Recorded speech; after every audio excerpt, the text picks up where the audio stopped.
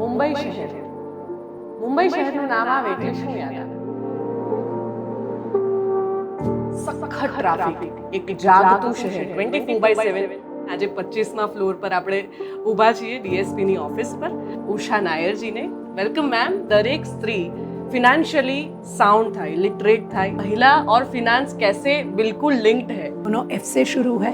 Finance में female जैसा strength किसी और में नहीं है. हमेशा बोलते हैं male the man of the family. Behavioural finance एक बड़ा साइंस है. हार्दिक नायक सर उसको बहुत प्रमोट करते हैं. आपने क्या कॉमन चीजें देखी है फीमेल और मेल के बिहेवियर में जो फिनेंस को सबसे ज्यादा इफेक्ट करती है? विमेन होर्डर्स है. अंग्रेजी में होर्डर बोलते हैं, मतलब हम चीजों को संभाल के रखते हैं. पैसे वालों का काम है इन्वेस्ट करना. इन्वेस्टमेंट बाद में नहीं होता है, पहले ही होना चाहिए. मैम, अगर आप फिनेंस फील्ड में नहीं होते तो आप किस फील्ड में होते? टीचर हुआ. According to you what is risk?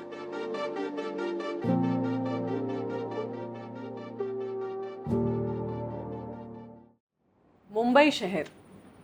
Mumbai શહેરનું નામ આવે એટલે શું યાદ આવે? મુંબઈ શહેર હોય એટલે લોકલ્સ યાદ આવે, ચોપાટી યાદ આવે, ઈસ્ટ અને વેસ્ટની મારામારી યાદ આવે, સખત ટ્રાફિક, એક જાગતું શહેર 24/7, સખત પ્રોફેશનલિઝમ, ઊંચી ઊંચી ઇમારતો, બહુ સુંદર એવો દરિયો અને વોટ નોટ. નમસ્કાર, હું છું રુચિ અને ધનકા રેડિયોમાં આપ સૌનું સ્વાગત છે. આજે જીકેએમ પોડકાસ્ટ એટલે કે ઘર કી મુનિમજી પોડકાસ્ટ આપણે કરવા જઈ રહ્યા છીએ.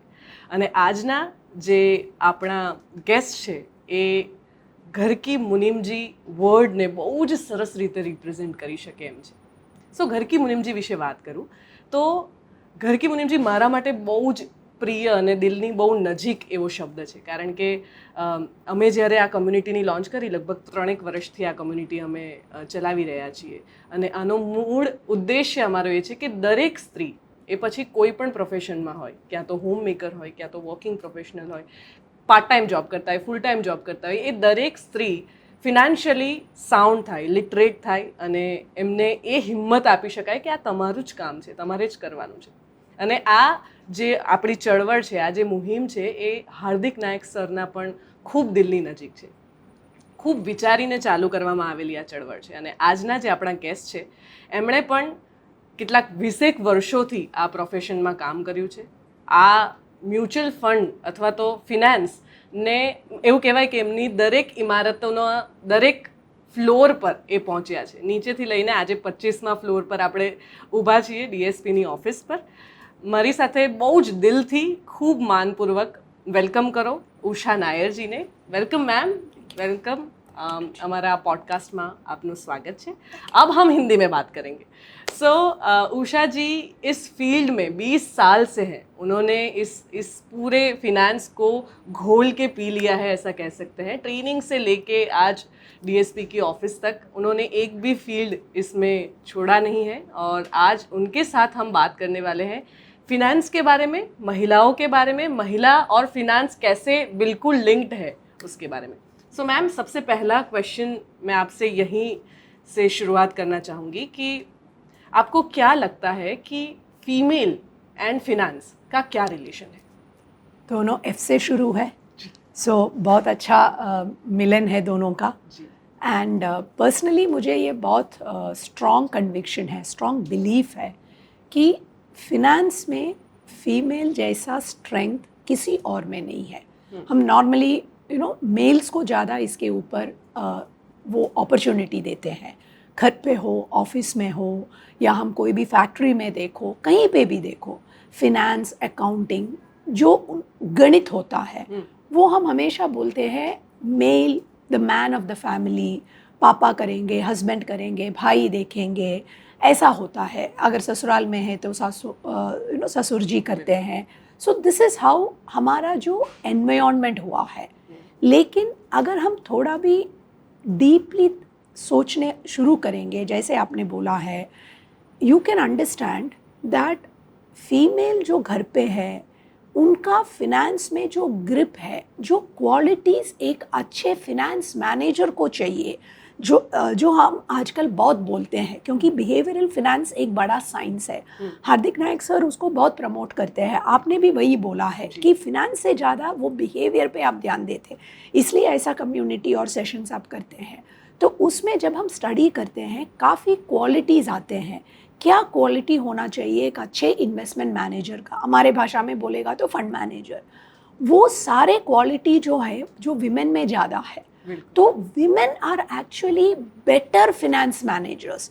अगर घर का भी है, इन्वेस्टमेंट करने का डिसीजन भी है, और हम वायर्ड है वैसा, लेकिन हमारे मन में किसी ने सालों से, डेकेड से, सेंचुरी से डाला गया है हम कमज़ोर है ये सब्जेक्ट में, इसलिए वो हम निकाल नहीं पा रहे हैं, एंड इसलिए हम इसमें पीछे भी हैं। बट अगर हमने एक कदम आगे रखेंगे, हम 4 कदम आगे हो जाएगा अपने आप। That is what my belief about finance and female are. DSP और हार्दिक नायक ग्रुप, इसमें सबसे बड़ी साम्यता जो मुझे हमेशा लगी है वो है हम बिहेवियर पे काम करते हैं। हमारा काम है लोगों का बिहेवियर देखना, उसे एनालाइज करना और फिर उसके ऊपर काम करना। और इसी बात पे मैम मैं आपको ये क्वेश्चन पूछना चाहती हूँ कि आपने क्या कॉमन चीज़ें देखी है फीमेल और मेल के बिहेवियर में जो फिनेंस को सबसे ज़्यादा इफेक्ट करती है? एक्चुअली अगर हम इंडिविजुअल जेंडर बेसिस पे बात करेंगे तो थोड़ा कैरेक्टरिस्टिक्स डिफरेंट है मेल और फीमेल में, वो आपको भी पता है हर चीज़ में, राइट? तो जो चीज़ें जनरली फिनेंस में चाहिए, बिहेवियरली जो अच्छा है हमारा वेल्थ क्रिएशन जर्नी में, और ज़्यादातर हम लोग ये कैपिटल मार्केट रिलेटेड जब बात करते हैं, स्टॉक्स में इन्वेस्ट करना, शेयर में इन्वेस्ट करना, म्यूचुअल फंड में इन्वेस्ट करना, तो इसका थोड़ा ना हमको हमारा एवोल्यूशन पे जाना चाहिए रुचि। तो उसमें क्या होता था, जब हम हंटर सिचुएशन में थे, तो अगर हम मिलियंस ऑफ ईयर्स बैक या थाउजेंड्स ऑफ ईयर्स बैक का अगर सोचेंगे तो एक लाइफस्टाइल क्या होता था, आदमी या male member of the family सुबह उठ के हंटिंग के लिए जाते थे और घर पे रह के फीमेल बच्चों को देखते थे और खाना बनाते थे, या जो भी चीज़ें वो लोग लेके आते थे उसको संभाल के अगले टाइम जब हमको ये नहीं मिलेगा उस टाइम के लिए हम स्टोर करके रखते थे। तो इसलिए बोला जाता है कि males are wired to be hunters, वो गैदरिंग हंटिंग करके लेके आते हैं। विमेन होर्डर्स है, अंग्रेजी में होर्डर बोलते हैं, मतलब हम चीज़ों को संभाल के रखते हैं। और अगर आप सोचेंगे तो आपके वार्डरोब में कोई तो साड़ी होगा या ड्रेस होगा जो आप कॉलेज में पहनते थे। मेरी बेटी आज 25 साल की है, लेकिन उनका नर्सरी स्कूल का ड्रेस आज भी मेरे पास है। तो हम लोग होर्डर्स हैं। तो ये होर्डिंग का एक्चुअली घर पे या हमारे आज के तारीख के लाइफ में बोल सकती है वो ठीक नहीं है, हमको जो चीज़ें यूज़ नहीं करते हैं उसको फेंकना चाहिए, बराबर, वो ठीक है। लेकिन वो कैरेक्टरिस्टिक जो हमारे अंदर छिपे हैं उसका एडवांटेज ये है कि हम कुछ कर लिया तो उसको बहुत पैशनेटली और सिंसियरली होल्ड करके रखते हैं। इसका एडवांटेज फिनेंस में क्या होता है, ज़्यादातर जब हम इन्वेस्टमेंट के बारे में बात करते हैं, इन्वेस्टमेंट में क्या होगा, अगर आपने एक स्टॉक अच्छा है या म्यूचुअल फंड स्कीम अच्छा है और आपने डिसाइड कर दिया इन्वेस्ट करने के लिए, या आपने सिप शुरू कर दिया, वो 10 साल के लिए रहना चाहिए, 25 साल के लिए रहना चाहिए। मतलब हर महीना, 10 साल बोलेंगे तो 120 महीना, 25 साल मतलब 300 महीना, वो 1000 हो, 2000 हो, 10,000 हो, जो भी अमाउंट है वो जाना चाहिए। वो विमेन उसको बीच बीच में देख के ना बंद नहीं करेंगे जनरली, वो बिहेवियरली। मेल मेंबर क्या करेगा, अच्छा थोड़ा मार्केट गिरा है उसको निकाल दो, एसआईपी को बंद करो, ये स्टॉक निकाल के दूसरा कुछ चलेगा, तो उसको क्योंकि आज ये नहीं मिला तो वो करना चाहिए। हंटिंग में वही होता है, आप वेट नहीं कर सकते कि रात तक ही कुछ एनिमल आएगा और मैं हंट करूं, वो नहीं होगा, फिर आपको कुछ मिलेगा नहीं, राइट, और आपके घर में खाना नहीं बनेगा उस दिन। तो उन्होंने सेल एवोल्यूशन में ऐसा वायरिंग हुआ, हमारा दूसरे दिशा में वायरिंग हुआ है। तो इस हिसाब से वो एक बहुत बड़ा कैरेक्टर है कि हम में वो होर्डिंग मेंटालिटी है। दूसरा एक और बड़ा चीज़ है, इंग्लिश में बोला जाता है मेन फ्लाई विमेन फ्रीज। बिल्कुल, मतलब कुछ भी क्राइसिस हुआ है, अगेन आप हंटिंग में लुक बैक करेंगे तो अगर मैं फॉरेस्ट में गई हूँ और कुछ उधर नॉइज़ दिख रहा है, मैं वेट नहीं करूँगी कि वो हाथी है या शेर है या भालू है देखने को, क्योंकि अगर वेट करेंगे तो मेरा लाइफ उधर ही ख़त्म होगा। तो हम क्या करेंगे, हम भाग जाएंगे। तो man run when there is a noise, women क्या करते हैं, वो फ्रीज हो जाते हैं, मतलब वो स्टेबल होके सोचेंगे क्या करना चाहिए, इसको कैसे सॉल्व करना चाहिए। तो वो भी हमारे एवोल्यूशन में कैरेक्टरिस्टिक है, ये भी अच्छा है। तो होर्डिंग मेंटालिटी है, फ्रीज करते हैं तो लोग सोचेंगे ये डिसीजन नहीं लेते, ऐसा नहीं है, शांति से डिसीजन लेना चाहिए। तो ये सब जो चीज़ें हमारे अंदर है एज ए कैरेक्टर, वो फिनेंस में बहुत हेल्प करते हैं, और यही बिहेवियर है। बिल्कुल बिल्कुल, वाह, बहुत अच्छा थॉट था ये। एंड जब हम बात करते हैं फिनेंस की तो कंपाउंडिंग साथ में चलता है। बिल्कुल बिल्कुल। आप क्या मानती है कि कंपाउंडिंग क्या है? आपके हिसाब से कंपाउंडिंग का महत्व क्या है और उसका मीनिंग क्या है? कंपाउंडिंग भी, हम तो as women we are wired to do that ना। Yeah. हमारा बच्चा ही कंपाउंडिंग है, बिल्कुल। करेक्ट। Yes. पहले तो you give birth to a child after 9 months of carrying the child, right. अभी इसमें एक बहुत अच्छा इंटरेस्टिंग एग्जाम्पल मैं हमेशा बोलती हूँ। जब आप एक हाथी को देखेंगे, it gives birth to a small baby elephant, और एक बिल्ली को देखेंगे, वो भी एक छोटा बिल्ली को बर्थ देते हैं, राइट। अभी बिल्ली एक्चुअली 60 दिन अपने पेट में वो बच्चे को कैरी करते हैं, जेस्टेशन पीरियड जो हम बोलते हैं। ह्यूमंस का वो 9, वुमेन का वो 9 months होता है। तो 60 दिन में आपको एक छोटा बिल्ली मिलता है जिसका वेट नॉर्मली बोला जाता है 80 ग्राम से 100 ग्राम है। जब एक छोटा एलिफेंट का बर्थ देता है, मम्मी एलिफेंट या माँ एलिफेंट, उसको कैरी करते हैं करीब 18 से 20 महीना, हमारे से डबल टाइम वो कैरी करता है। लेकिन जो बेबी एलिफेंट जो देता है, बर्थ देते हैं, वो 100 किलो का वजन होता है। तो एक तरफ आपका 2 महीने में बर्थ दिया बिल्ली ने, विच इज़ 100 ग्राम। हम लोग ह्यूमंस जब लेडीज़ जब डिलीवर करते हैं, बच्चा होता है 2.5-3 किलो का 9 महीने का, और जब हाथी डिलीवर करते हैं 20-22 महीने के बाद 100 किलो वजन का एक छोटा एलिफेंट को बर्थ देते हैं। तीनों प्रोसीजर सेम है, mother is carrying the child and giving birth to it, but time के हिसाब से और साइज ऑफ द मदर के हिसाब से वो आउटपुट का भी साइज डिफरेंट है। कंपाउंडिंग वही होता है, जितना टाइम आप इन्वेस्टिंग को रहते हो उतना उसका वैल्यू बढ़ते जाएंगे।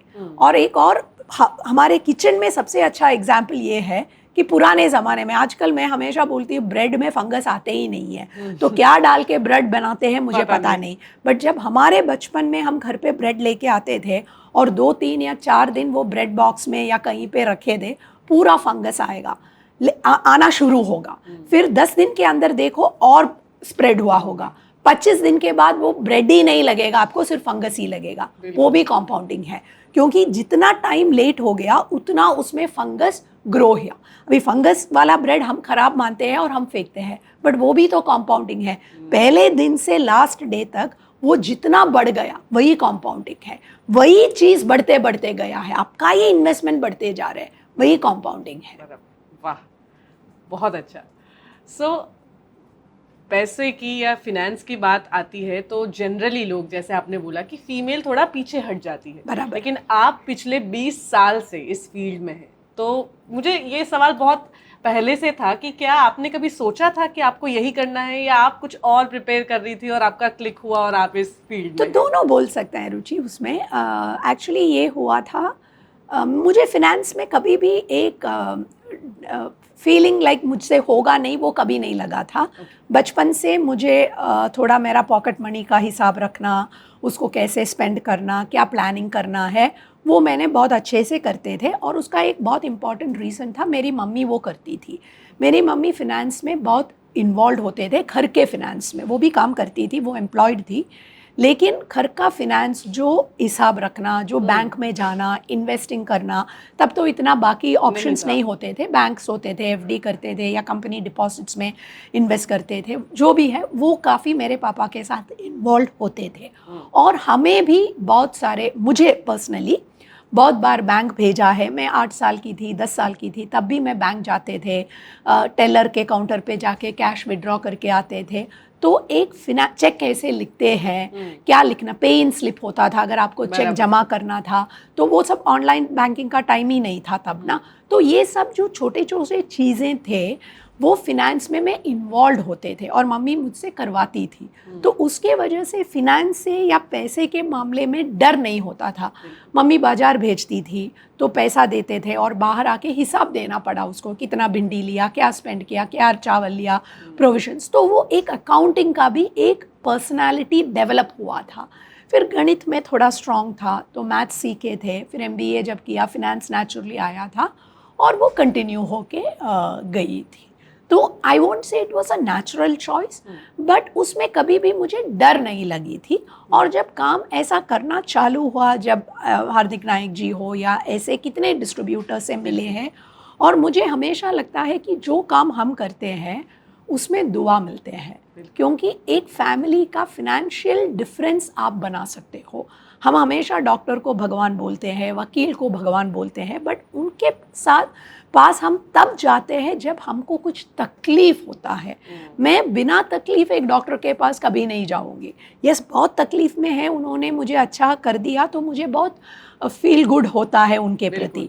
वकील भी वही है, मैं कुछ प्रॉब्लम में फंस गए हैं तो वो मुझे उससे बाहर लेके आते हैं, तो इसलिए मैं ग्रेटफुल हूँ। बट एक फिनेंशियल एडवाइज़र की काम जो आप करते हो, नायक सर करते हो, इनका आपका पूरे टीम और कितने सारे हैं इंडिया में ऐसे, वो कोई भी प्रॉब्लम नहीं है, आपको एकदम छोटे टाइम से बड़ा करते हैं। वो 1,000 रुपया 2,000 का SIP से आपको घर खरीदने का अपॉर्चुनिटी देता है। तो ये दुआ की काम है, तो वो मुझे अच्छा लगता है और करना भी चाहती हूँ। वाह। सो हार्दिक नायक सर का एक बहुत अच्छा मोटो है और उनकी टैगलाइन भी है, happy money, yes, spiritual money. So sir कहते हैं हमेशा कि जब सैलरी हमारे पास आती है तो हम कितने खुश होते हैं, लेकिन जब हमें सैलरी में से कुछ हिस्सा किसी को देना होता है तब हमें होता है कि अरे यार नहीं देना है, पैसे खर्च हो रहे हैं, ये हो रहा है। पर सर हमेशा कहते हैं कि इतना खुशी खुशी दो क्योंकि वो वाइब आपको घूम के वापस मिलेगी। और हमेशा से हम ऑफिस में भी जितने लोग काम करते हैं, हमने ये, हमारे दिमाग में ये फिक्स हो गया है कि अब हमारे पास एक ऐसा भगवान है जो हमारी हर विश पूरी कर सकता है। हमारे पास एक ऐसा जिनी है जो हमारा फाइनेंशियल प्लानिंग करता है, हमारे सारे गोल पूछता है और उस गोल को पूरा करने के लिए भरपूर मेहनत करता है और हमें भी उतनी ही मेहनत करवाता है। So yes, you are 100% right. मुझे ये क्वेश्चन भी है कि कौन सी उम्र होती है जहां आप इन्वेस्टमेंट शुरू कर सकते हैं? काफ़ी ऐसी मम्मियां हमें देख रही होगी अभी जिनके बच्चे भी यंग है या तो उन्होंने कभी सेविंग नहीं किया। जैसे आपने बोला कि आपकी मम्मी को देख के आपको ये बात क्लियर था कि हाँ बैंक में जाना है। जैसे हम सब्जी लेने जाते हैं तो वी आर वेरी क्लियर कि हाँ भावतोल करना है, हमको कुछ फ्री की चीज़ लेके आनी है, वो हमारे DNA में है।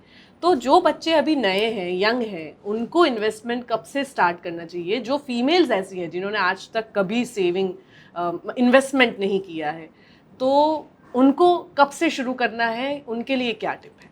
सो दो चीज़ें हैं। अगर जो एल्डरली लोग जो ये देखते हैं, मिडिल एज्ड वीमेन जो देखेंगे, अगर उन्होंने कुछ काम कर रहे हैं और पैसा पूरा हस्बैंड के हाथ में देते हैं या फैमिली में जो भी इन्वेस्टमेंट करते हैं उनको देख के आप पीछे है, तो वो नहीं होना चाहिए। कम से कम ये सुनने के बाद या ऐसा सेशन सुनने के बाद आपको इन्वॉल्व होना चाहिए। एक फैमिली में हस्बैंड वाइफ दोनों लोग हैं, दोनों अगर कमाते हैं या एक ही आदमी कमाते हैं तो भी चलेगा, लेकिन ये आपको इन्वॉल्व होना ज़रूरी है। अगर मैं सिंपल सवाल पूछती हूँ, अगर कोई हॉलीडे पे जा रहा है तो फैमिली में सब लोग उस पर कंट्रीब्यूट करते हैं, कहाँ जाना चाहिए, कैसे जाना चाहिए, कितने दिन का छुट्टी होना चाहिए, क्या क्या एक्टिविटीज़ करना चाहिए, हम बात करते हैं। किसी का शादी में जाना चाहिए तो गिफ्ट क्या देना चाहिए या कब जाना है, क्या शॉपिंग करना है, क्या पहनना है, तो ये भी डिस्कस होते हैं। जब फिनेंस की बात आते हैं तब बोलते हैं वो पापा देखेंगे या ससुर जी देखेंगे या बेटा देखेंगे, ऐसा हो जाता है। क्यों?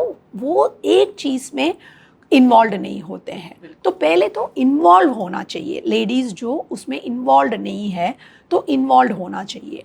अगर आप कमाते हो और फिर भी आप उसको नहीं देखते, वो बिल्कुल गलत है। ये जब आप अर्न कर सकते हो, जब आप कोई भी काम करके आपके हाथ में पैसा आता है, चलिए वो छोटे बिजनेस हो, घर से आप करते हो, रेस्टोरेंट चलाते हो या बाहर जाके काम करते हो, जो भी करते हो, अगर आपके पास कैपेबिलिटी है महीने में कुछ कमाने में, टीचिंग हो, जो भी हो, टेलरिंग करते हो, स्टूडियो लगाते हो, जो भी काम आप करते हो, उसका ये मतलब है आप में स्किल्स है, फिनेंस अंडरस्टैंड करने के लिए। फिनेंस कोई भी कॉम्प्लिकेटेड सब्जेक्ट नहीं है। हम लोग जो बात करते हैं वो हमारे लिए इम्पॉर्टेंट है और हमारा थोड़ा वो लेवल का सोच और डिस्कशंस होते हैं, लेकिन एक आम आदमी के लिए जो एक एम्प्लॉयड है, वो कितने भी बड़े एम्प्लॉय हो, मेल हो फीमेल हो कोई भी हो, उनके लिए जो फिनेंस का रिक्वायरमेंट है वो कम्प्लीटली डिफरेंट है। तो उनका सिर्फ बिहेवियर है, डिसिप्लिन है, ये दोनों चीज़ों से वो इन्वॉल्व हो सकता है।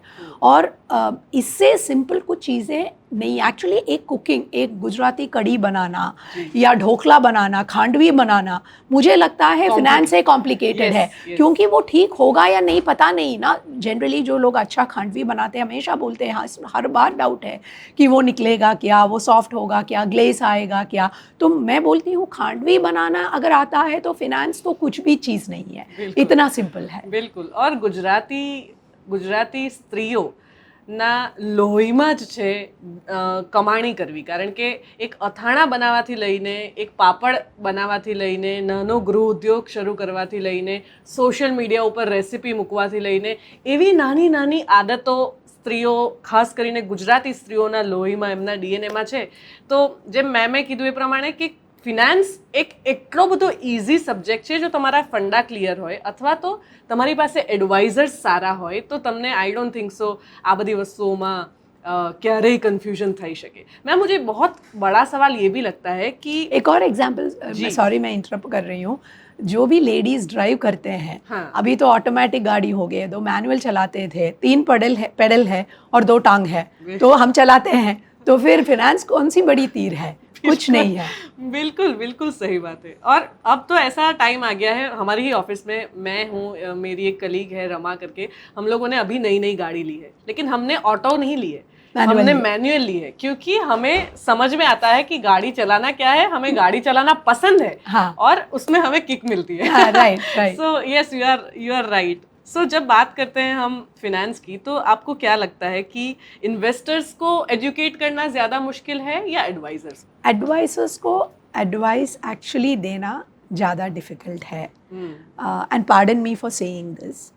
क्या होता है ना, मुझे हमेशा लगा है कि आपका जो बिहेवियर है एज एन एडवाइज़र, आपका क्लाइंट उसी तरह का बनता है। तो मैंने बहुत बार ये देखा है, और मेरा ज़्यादातर इंटरेक्शन एडवाइसर से होता है, क्लाइंट से थोड़ा कम होता है, बट फिर भी पर्सनल फ्रेंड्स है, फैमिली मेम्बर्स है, सोशल सर्कल में हम क्लाइंट्स को मिलते हैं, उनसे नेचुरल मार्केट है, उधर बात करते हैं। तो क्या होता है, जनरली एक एडवाइसर हमारे इंडस्ट्री में, पर्टिकुलरली म्यूचुअल फंड हो, PMS हो, AIF हो, जो भी है कैपिटल मार्केट इंडस्ट्री में, उनके पास इतने सारे इन्फॉर्मेशन आज के तारीख में आता है। एक तो सोशल मीडिया है, फंड मैनेजर का कमेंट्री आते हैं, फिर न्यूज़ चैनल से आपको इन्फॉर्मेशन मिलते हैं, आप खुद काफ़ी बुक्स और आर्टिकल्स और जर्नल्स पढ़ते हैं। तो ये सब कर करके आपके पास इन्वेस्टर मार्केट के ऊपर, मतलब डॉलर हो, इकोनॉमिक्स हो, कुछ भी चीज़ें हो, बहुत सारे इन्फॉर्मेशन आते हैं, और आप उनमें वो इन्फॉर्मेशन का एक दिमाग में दही बनाते हैं। जबकि इन्वेस्टर को ये कोई भी चीज़ों का ज़रूरत नहीं है, उनको सिर्फ इतना 99% इन्वेस्टर्स को, एक हाथ इन्वेस्टर होगा जो कॉर्पोरेट ट्रेजरी में बैठे हैं या बहुत बड़ा फैमिली ऑफिस चलाते हैं, वो अलग है। बट नॉर्मली हमारा जो इंडिया में जो 150 करोड़ की पॉपुलेशन बोलते हैं, उसमें से 50-25 करोड़ लोग जो इन्वेस्ट कर सकते हैं, उनका ज़रूरत बहुत सिंपल है, लॉन्ग टर्म इन्वेस्टिंग होना चाहिए, रेगुलरली इन्वेस्ट करना चाहिए, बिकॉज ज़्यादातर लोग सैलरीड है, और आपका एक SIP इक्वलेंट चलना चाहिए, और वो SIP को टॉप अप करते आपका गोल्ड्स के हिसाब से आपको बढ़ाना चाहिए और बनाना चाहिए। बच्चों का एजुकेशन, नॉर्मली जो हम सालों से फिनेंशियल प्लानिंग की बात करते हैं, गोल्ड बेस्ड इन्वेस्टिंग की बात कर रहे हैं, लेकिन क्या होता है, वो ध्यान देने से ज़्यादा हम लोग PE क्या है, अर्निंग्स क्या है, कंपनी अभी डॉलर क्या होगा, रुपी क्या होगा, ईरान का क्या होगा, इसराइल क्या करेगा, ये सब चीज़ों में ध्यान दे के कस्टमर या क्लाइंट समझता है ये सब बहुत बड़ा एक रोल मेरे इन्वेस्टमेंट में प्ले करता है, जबकि कोई रोल प्ले नहीं करता है। अगर आप 30 साल इन्वेस्ट किया है तो तब तो 4 या 5 वॉर हो चुका है, तो क्या ट्रम्प को खुद पता नहीं क्या हो रहा है, ईरान में पता नहीं क्या हो रहा है, तो हम क्या ही बोलेंगे क्या होने वाला है, राइट? तो एडवाइजर्स को पहले समझना चाहिए मेरे कस्टमर को क्या ज़रूरत है। एक डॉक्टर कभी भी आपको मेडिसिन का मॉलिक्यूल और कॉम्पोजिशन डिस्कस नहीं करते हैं। बिल्कुल। आपको डॉक्टर बोलते हैं कि ये आपका सिम्टम है, मेरे हिसाब से ये प्रॉब्लम है, ये दवाई ले लो, ठीक होगा तो मत आना, नहीं ठीक होगा तो वापस आ जाना। ज़्यादातर ठीक हो भी जाएगा, लेकिन उसमें क्या केमिकल कॉम्पोजिशन है, क्या लिखा है, अगर हम उसके पीछे दवाई का देखेंगे तो 25 चीज़ें लिखा होगा, बट हम आज तक कोई एकदम इंटेलिजेंट आदमी भी कभी नहीं पढ़ते हैं। बिल्कुल। वही है हमारा फिनेंस का भी। वो एडवाइज़र को समझना चाहिए, जैसे हार्दिक भाई करते हैं कि क्लाइंट को सिर्फ बिहेवियर समझा दो, आपको क्या करना है, आपका धर्म क्या है। मेरा धर्म आपको समझाना है और आपका लॉन्ग टर्म इन्वेस्टमेंट प्लान करना है। बाकी जो पीई ईपीएस वो सब है वो छोड़ दो, वो ना मेरा संबंध में बात है ना आपके संबंधित विषय है। बिल्कुल बिल्कुल। और फैमिली का जो एक लेगेसी है, या तो जिसका फैमिली बिजनेस है, उनके बारे में अगर हम बात करें तो अदिति मैम आज 5th जनरेशन है जो इस इंडस्ट्री में है, और हमारा भी एक ही मोटो है, वी डील इन डेकेड्स। तो हमारा भी ये लेगेसी चल रहा है हार्दिक नायक ग्रुप का। मुझे ये जानना है कि आपकी लेगेसी क्या है, और इस लेगेसी का जो बिजनेस है उसको आप कैसे देखते हैं? सो देखो, I am working with DSP जो 170 साल से इस बिजनेस में है। बिल्कुल। नॉर्मली कोई भी बिजनेस कोई भी वर्ल्ड के कोई भी पार्ट में इतना लंबा नहीं चलता है। बिल्कुल। चलता है बहुत कम बिजनेसेस। आप अगर इंडिया में देखोगे तो 2-3 ग्रुप्स होंगे जो 100 साल 150 साल ऐसा पुराना है। कुछ बिजनेसेस इंटरनेशनली भी है जो 100 साल 200 साल 300 साल हुआ है। बट लेकिन जितने भी बिजनेसेस आज हम बहुत बात करते हैं, जो कंपनीज हम सुनते हैं, जो कंपनीज का प्रोडक्ट्स हम कंज्यूम करते हैं, वो सब नया कंपनीज है। 30 साल हुआ है, 25 साल हुआ है, ऐसा नहीं है कि वो सालों से है वो कंपनीज। बट कुछ कंपनीज होते हैं जो प्रमोटर्स है, ओरिजिनल प्रमोटर्स है, और उनका जनरेशन्स उसमें टेक ओवर बाय आउट ये सब हुआ होगा, लेकिन वो लेगेसी कंटिन्यू होते हैं। डीएसपी वैसा एक कंपनी है जो ऑलमोस्ट 170 साल पुराना है। तो हम एक्चुअली उसका वो 170 साल का क्या एक पर्सपेक्टिव है, मैं आपको उसमें एक एग्जांपल देती हूँ। डीएसपी शुरुआत हुआ 1865 to 67 के बीच में, और थॉमस अल्फा एडिसन जो हमारा इलेक्ट्रिक बल्ब इन्वेंट किया वो 1870 में हुआ था। बराबर। तो लाइट आने के पहले से ये ग्रुप है।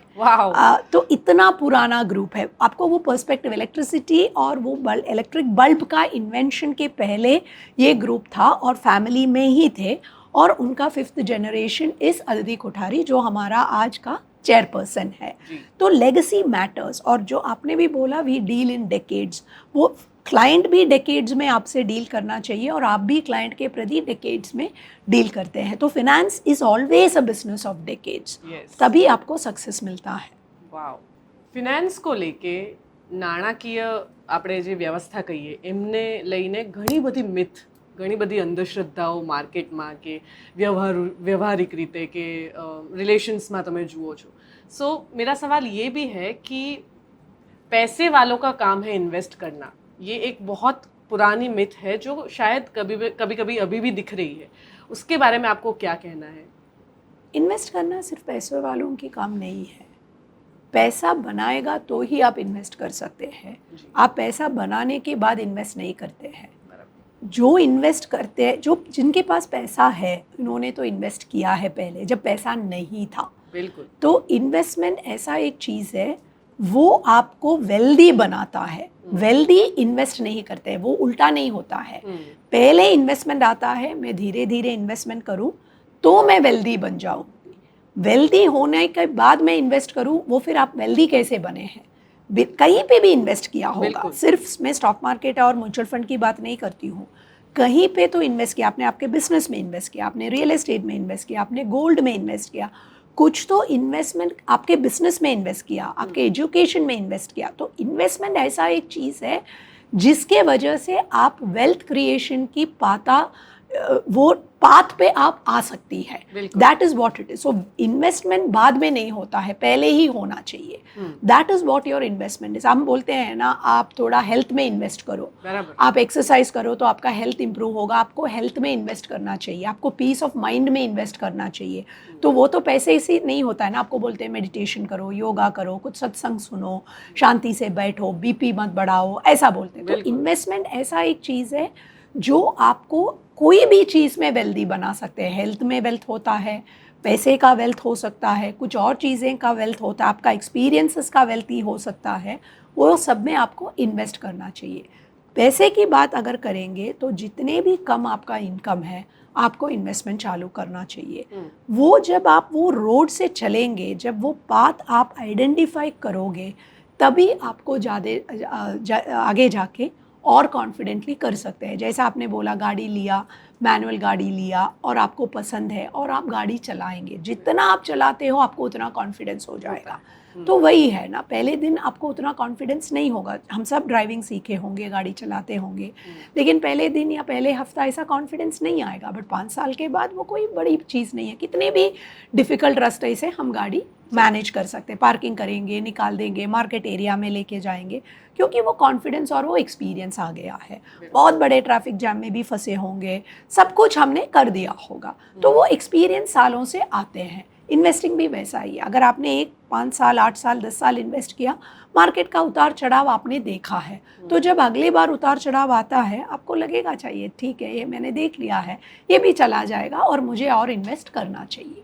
बिल्कुल बिल्कुल. सो जब वेल्थ की बात आती है तो हमारी कम्युनिटी, मुझे आज भी याद है कि जब मैंने ज्वाइन किया था सर की कंपनी, तो वहाँ पे एक बड़ा सा पोस्टर लगा हुआ है, हेल्दी वेल्दी हैप्पी फैमिली.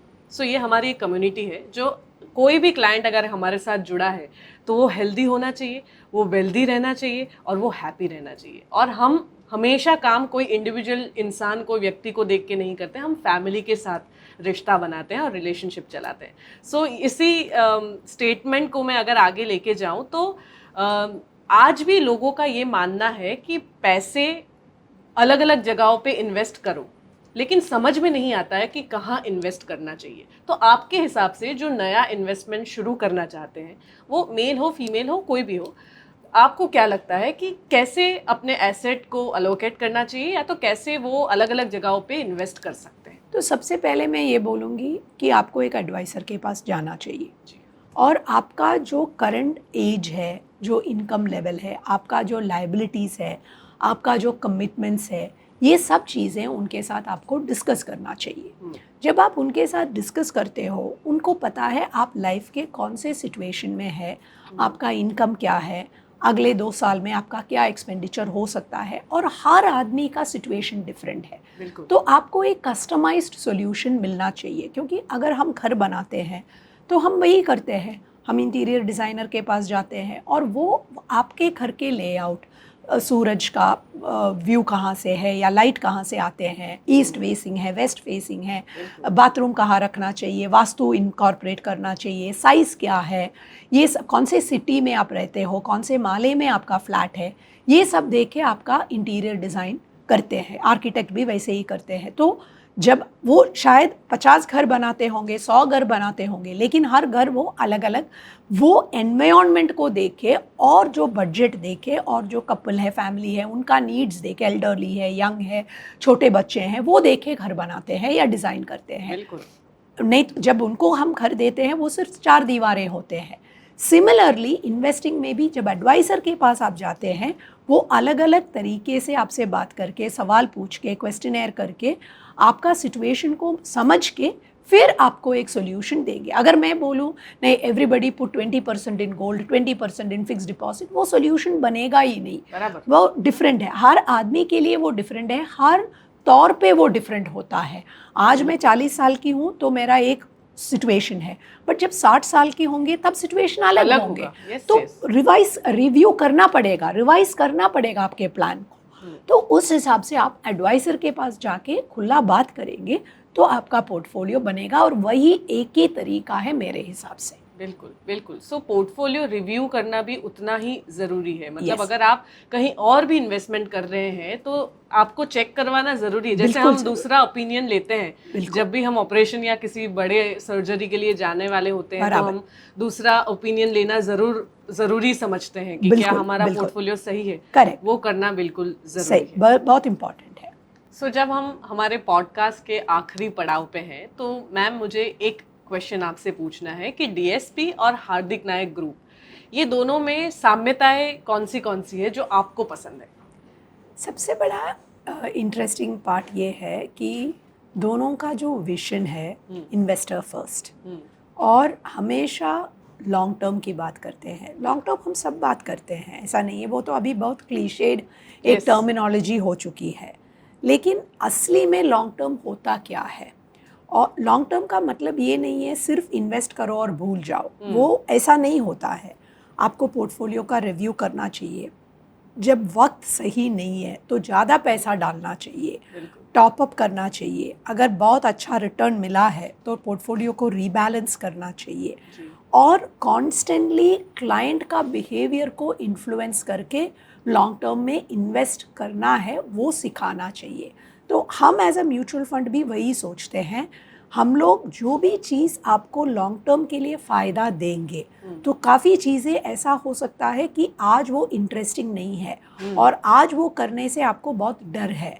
अगर मार्केट 20% गिरा है तो सबके माइंड में ये डाउट होंगे कि और 25% गिर सकता है और 15% गिर सकता है, या कौन सा सेक्टर है जो गिरा है जिसमें रिटर्न नहीं आया है, और अगर हम उस पर एक फ़ंड लॉन्च करेंगे और या वो सेक्टर पे ज़्यादा इन्वेस्ट करेंगे तो सबको इमीडिएटली रिटर्न नहीं दिखेगा, लेकिन वो लॉन्ग टर्म में पैसा बनेगा अगर वो सेक्टर सही है, कंपनी सही है और सारे रीजंस बाकी जो होना चाहिए वो सही है, सिर्फ भाव कम हुआ है। और गुजराती में बोलते हैं हमेशा ना, भाव भगवान छे, तो वो हम लोग वो भाव भगवान छे बहुत मानते हैं। Price is what is important when you invest. I think Hardik Naik sir also gives lot of importance, not maybe talking stock price or NAV etc. to his customers, but do the right thing at the right juncture. Wow. So that we feel is a huge commonality. And the second important thing is हम दोनों बहुत सारे investor awareness through right knowledge, बहुत सरल भाषा में knowledge investors को देने के लिए इंटरेस्टेड है। वो भी एक बहुत सिमिलैरिटी है हम दोनों का। वाह। और अगर रिस्क के बारे में मुझे पूछना है तो according to you what is risk in this field? देखो, अगर आप रिस्क का, मैं एक सिंपल सा एग्जांपल देती हूँ। रिस्क, आप एक शिप को इमेजिन करो, राइट? शिप को क्यों बनाते हैं? शिप का काम एक ही होता है, उसको समुद्र में जाना चाहिए, right? Ship is to go to the sea और द ओशन। अगर आप शिप को हार्बर में रखेंगे और बोलेगा शिप सेफ है, वो शिप का काम ही नहीं है, राइट? तो रिस्क वो चीज़ होते हैं। सो अगर आप इन्वेस्टमेंट की बात हम करते हैं तो इनमें उसमें मैं बोलूँ कि अगर आप इन्वेस्ट किया, स्टॉक खरीद लिया या म्यूचुअल फंड खरीद लिया और NAV नीचे आ गया, वो रिस्क नहीं है, क्योंकि वो उसका नेचर है। बराबर। एक आदमी का कैरेक्टर, शेर का कैरेक्टर क्या है? शेर खाते हैं, अटैक करेंगे, एक दूसरे जानवर को मारते हैं, it will kill and eat. वो शेर का कैरेक्टर है। वो आपको पता है अगर आप शेर के सामने खड़ा होगा तो वो अटैक कर सकता है।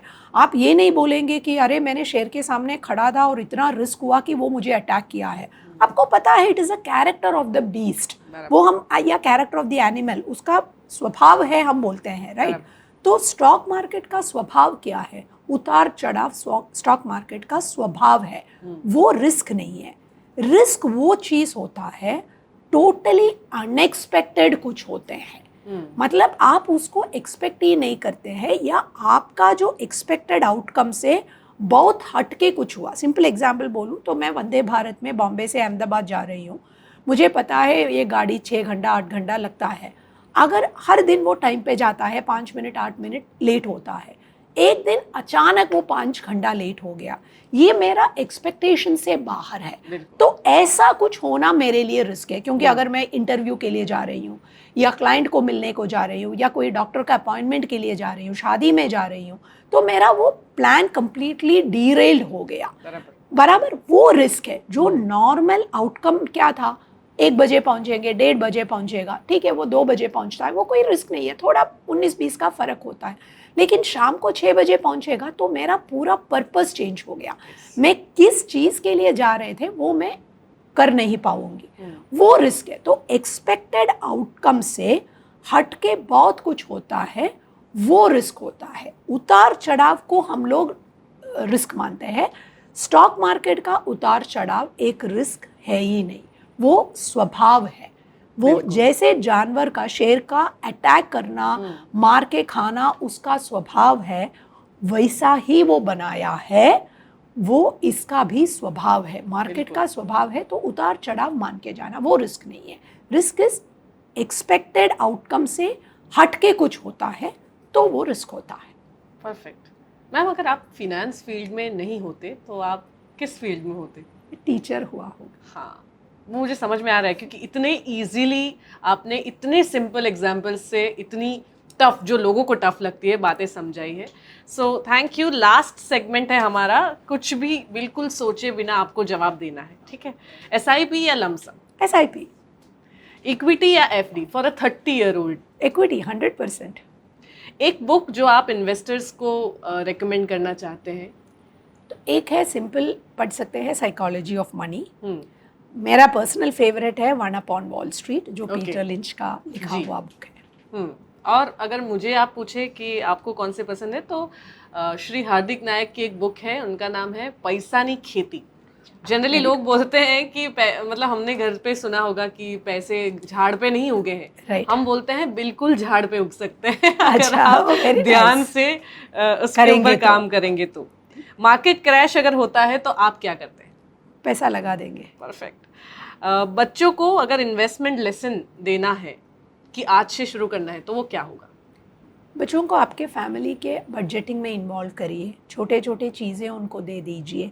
सिर्फ पॉकेट मनी और पिगी बैंक वो नहीं, मैं बोल रही हूँ उनसे फिनेंस डिस्कस करो कि बैंक में FD हम करते हैं, FD का इंटरेस्ट होता है, इनकम क्या है, एक्सपेंडिचर क्या होता है। अगर आप हिसाब रखते हैं कुछ चीज़ों का, घर का, तो क्या खर्चा है, दूध वाले को कितना देते हैं, इलेक्ट्रिसिटी का क्या खर्चा है, ये सब उनको समझा दीजिए। तो इनकम और आउटफ्लो जो होता है, वो इनकम और एक्सपेंडिचर जो होता है उनको समझ में आ जाएगा। बजटिंग में इन्वॉल्व कर दीजिए। अगर हम कहीं पे जा रहे हैं तो क्या बजट होना चाहिए, कितना एयर फेयर का टिकट हुआ या होटल का स्टे का हुआ, तो वो थोड़ा इन्वॉल्व करेंगे तो समझ में आ जाएगा। एक चीज़ ऐसी जो आप पैसे से कभी नहीं खरीद सकते? Mental peace. जी। आपका फेवरेट म्यूचुअल फंड कैटेगरी कौन सा और क्यों? मेरा ऐसा कुछ पर्सनल फेवरेट कुछ है ही नहीं, बट मैं बोलूँगी कि जनरली फॉर इन्वेस्टर्स अगर देखा जाएगा तो एक फ्लेक्सी कैप एंड एक हाइब्रिड फंड बहुत यूज़फुल है। आजकल मल्टी एसेट फंड पिछले 5-6 साल में बहुत आया है, पहले वो कैटेगरी इस हिसाब से नहीं चलते थे। मुझे लगता है अगर मैं किसी को एडवाइस करूं तो वो मैं मल्टी एसेट एडवाइस करूंगी, क्योंकि उसमें आपको सब कुछ मिलता है। आपने जो पूछा था, रिस्क रिटर्न का भी एक प्रॉपर अलाइनमेंट होते हैं, और आपका गोल्स वो ज़्यादातर ऑब्जेक्टिव को लेके जाएंगे। तो वो एक in a way I can say it is my personal favourite to recommend to clients. और बाकी तो हम पर्सन टू पर्सन अलग कर सकते हैं। बिल्कुल। एक फिनेंशियल हैबिट जो सबको अडॉप्ट करनी चाहिए आज से ही? इन्वेस्ट करना। बिल्कुल। और हमारी घर की मुनीम जी ऑडियंस के लिए एक मंत्र अगर आप कुछ कहना चाहते हैं तो ये बोलूँगी कि आप में हिम्मत है, आप में ताकत है, आप में सब कुछ भगवान ने दिया है to be a good investor. मैं पर्टिकुलरली लेडीज़ के लिए बोल रही हूँ। There is nothing that is putting you behind. Actually आप में जो ताकत है, जो स्ट्रेंथ है, वो सबसे ज़्यादा इन्वेस्टमेंट्स के लिए सूटेड है। आप उसको अडॉप्ट करो और यूटिलाइज करो। ये मत सोचिए कि मुझसे नहीं होगा, अगर किसी से होगा तो आपसे ही होगा, तो वही समझना चाहिए। परफेक्ट।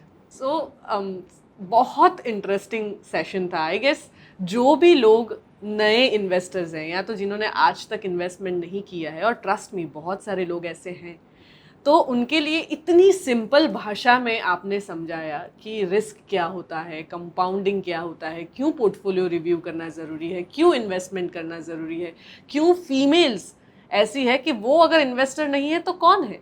ऐसी ही बहुत खूबसूरत बातें हम ऐसे पॉडकास्ट में करते रहते हैं। ये हमारा चिट चैट कन्वर्जेशन है इन द पॉडकास्ट फॉर्मेट।